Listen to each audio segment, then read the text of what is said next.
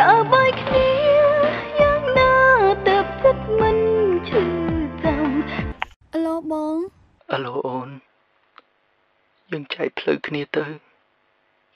ហើយអូនកុំសួរហេតុផលបងអីបងសុំទោសបងនៅតែស្រឡាញ់អូន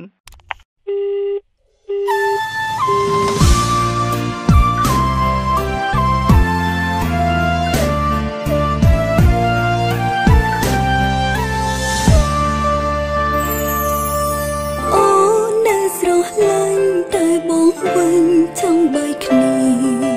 ទៀមទាឲ្យអូនភ្លេច